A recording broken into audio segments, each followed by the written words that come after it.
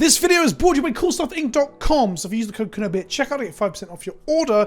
If you're pre-ordering any Dominaria United product, you're going to get one of these special Pleasant Kenobi tokens in with your order as well. Unfinity is coming. It is Magic's latest joke set. For those of you that don't know, there are sets that have the un title on them: unstable, unglued, unsanctioned, There's another one, I forget. I also forget which order they all go in. But basically, these are silver bordered sets that are themed around comedy and humour and jokes, both inside and outside of Magic. Often, these cards will do ludicrous things that don't really work within the confines of normal Magic the Gathering rules, and they'll also reference things that are considered too silly or whimsical for normal Magic Gathering sets. Squirrels being a big theme in one of them, which leaks through into normal Magic, and there's some cool cards in the other sets that make squirrels, but ultimately, they're the fun joke set. Usually, silver bordered cards are not legal in Magic the Gathering's normal format. It's constructed format, and it's other constructed formats. But with Unfinity, the new Space Age joke set, that's not clear anymore. The holo stamp at the bottom of the card will dictate to you whether or not it is legal. If it's an acorn on the rares,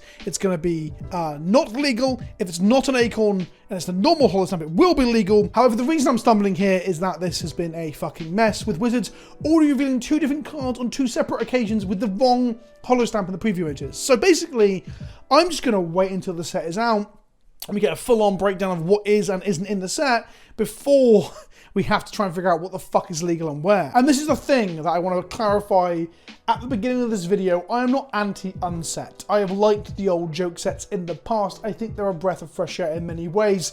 I just think that this set is very fucking messy from the outset. Each pack is going to have 14 cards per booster and an additional play object in those boosters. And we've been told what that was. We were told whilst I was traveling and away for Command Fest Orlando. So this video is a little bit late to the party, but I still want to talk about it. This play object is a sticker sheet. It's a card with multiple stickers. That's right, literal stickers on it.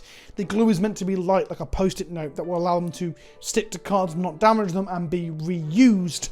And whilst I believe them about not damaging stuff, I'm assuming these stickers will lose their thickness very quickly. More on that in a moment. These stickers will be able to change the name of a card, the art of a card, or the mechanics and power and toughness of a card. More mechanical changes like power and toughness or the giving of a keyword will require you to use a standalone, and dare I say it, potentially parasitic resource akin to energy. In this case, it's called tickets. These will be generated by cards in the set. There will be engines that make tickets for you. Now, some of you might be thinking, cool, whatever, I don't give a fuck. I don't want to play this set.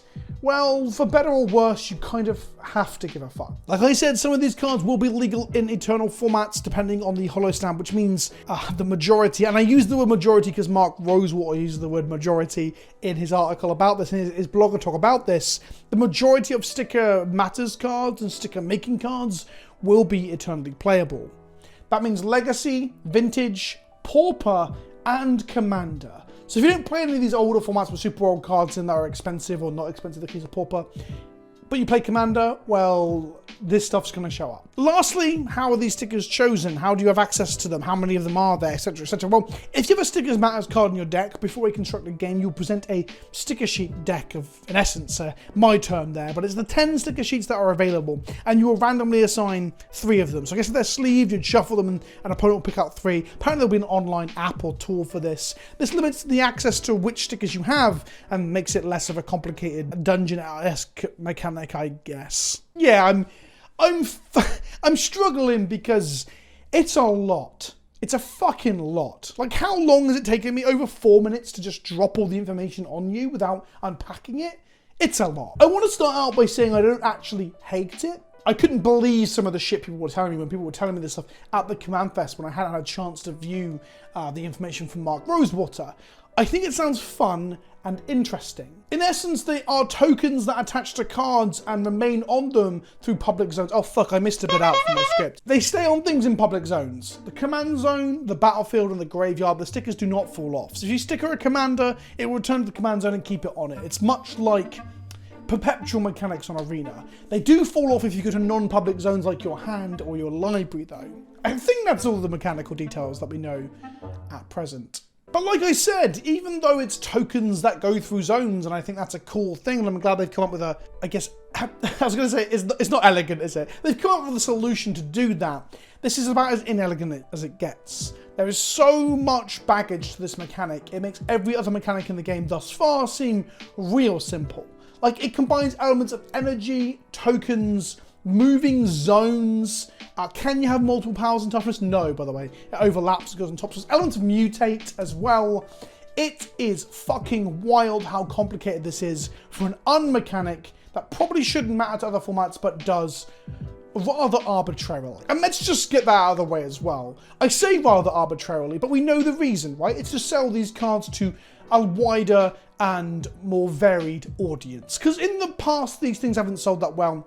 And Unsets have kind of sold off the back of fancy full art lands like they did with Unglued and Unhinged. But every fucking set has full art lands now. So they've got to find a different well to mine from, a different way of getting people to buy these packs or be interested in the cards within.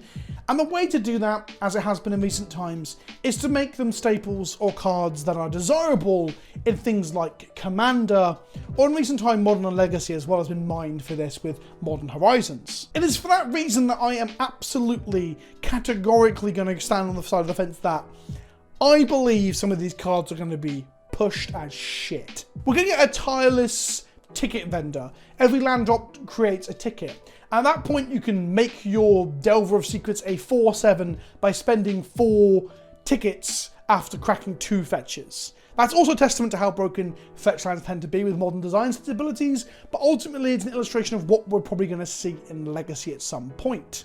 And then beyond that, Legacy, Vintage, and Pauper primarily exist in the weekly events and the leagues on Magic the Gathering Online, a digital client that will not be getting Unfinity. Arena won't be getting it, and Moda won't be getting it. Meaning we're going to have them come in treasure chests, most likely. It's the way they've got cards from Conspiracy and Battle Bond out onto the client in the past. The problem being that, like, for example, Palace Jailer back in the day, the Monarch 4-mana white creature for D&T, was a staple on day 1. I was saying it, people call me stupid, but it was a staple on day 1, and it took 6 months to get onto the client. The fuck? Fast forward 3 to 5 years from now and Pauper and Legacy are still being played primarily online but a little bit in paper. Do you think these stickers are going to keep their stickiness? No. I think we've got a potentially perishable object that a mechanic is like hinged upon, so we will need third-party items to continue to track them. I guess 3D printed or handmade tokens or Infinity tokens could do it, but you got at that point you're adding an object that isn't sticky, so your graveyard's going to have like Infinity tokens hanging out the side with like wet marker on them and stuff. What the fuck? Honestly, the bookkeeping for this and the long-term implications for how this mechanic will work in eternal formats, where you get to play your old cards, it's just wild when you stop and think about it.